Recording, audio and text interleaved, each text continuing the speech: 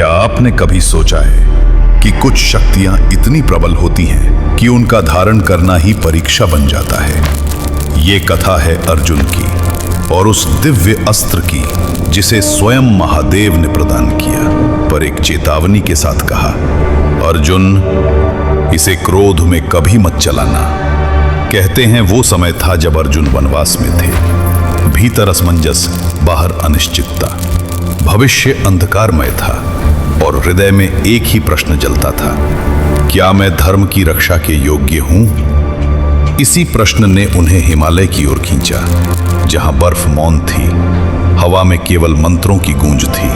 वहीं उन्होंने आंखें बंद की और ईश्वर को पुकारा, हे महादेव, यदि आप मुझ पर कृपा करें तो मुझे वो शक्ति दें जिससे मैं अधर्म का अंत कर सकूं। कठोर तप आरंभ हुआ।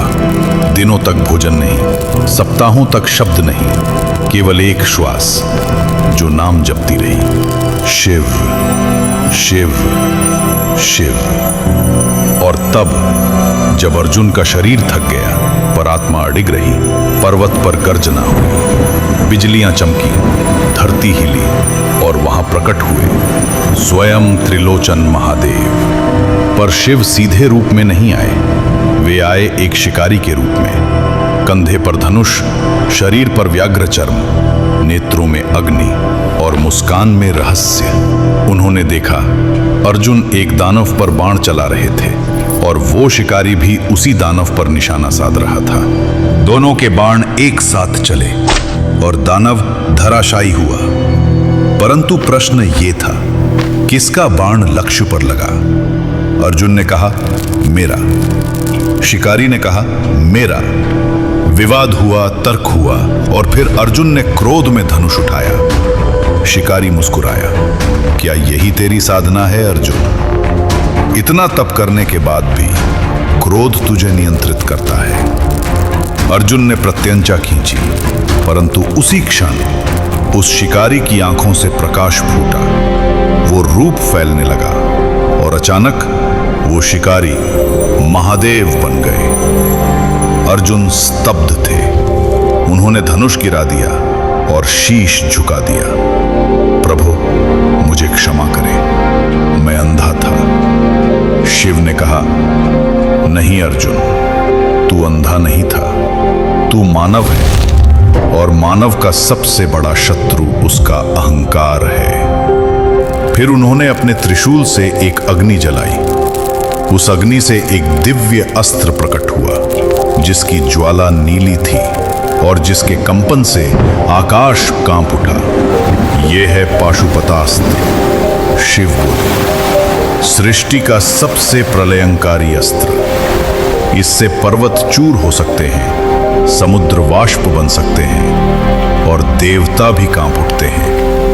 पर ध्यान रहे अर्जुन, ये अस्त्र तेरी परीक्षा है। जिस दिन तू इसे क्रोध में चलाएगा, उस दिन ये तुझी पर लौट आएगा। अर्जुन ने कांपते हुए हाथों से उस अस्त्र को ग्रहण किया। वो पल ऐसा था जैसे ब्रह्मांड की धड़कन थम गई हो। उनकी आत्मा में एक तीव्र प्रकाश उमड़ा, पर उस प्रकाश के साथ आई एक शीतल चेतना, संयम की। अर्जुन ने कहा, प्रभु, यदि इसका प्रयोग विनाश है तो इसे धारण करने का क्या अर्थ? महादेव मुस्कुराए, अर्जुन, यही तो सीख है। शक्ति का अर्थ प्रयोग नहीं, संयम है। जिस योद्धा के पास विनाश की क्षमता हो और वो उसे रोक सके, वही सच्चा धर्म योद्धा है। उस दिन के बाद अर्जुन ने अनेक युद्ध लड़े, पर पाशुपतास्त्र कभी नहीं चलाया।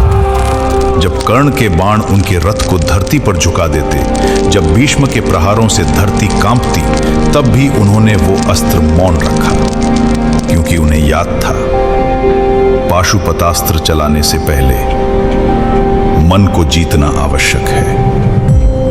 और यही अर्जुन की सबसे बड़ी विजय थी, न कि शत्रुओं पर, बल्कि स्वयं पर। युद्ध समाप्त हुआ, धर्म की स्थापना हुई और एक दिन अर्जुन ने महादेव के मंदिर में वो अस्त्र समर्पित किया। शिव ने कहा, अर्जुन, तूने इसे कभी प्रयोग नहीं किया, इसीलिए तू इसके योग्य था। आज भी जब हम अपने भीतर क्रोध, अहंकार या प्रतिशोध का शस्त्र उठाते हैं तो कहीं ना कहीं पाशुपतास्त्र की गूंज सुनाई देती है। वो कहता है, सच्ची शक्ति वो नहीं जो नष्ट करे, बल्कि वो जो क्षमा कर दे, क्योंकि अंततः सबसे घातक अस्त्र वही है जिसे कभी चलाया ही न जाए। जय श्री कृष्ण।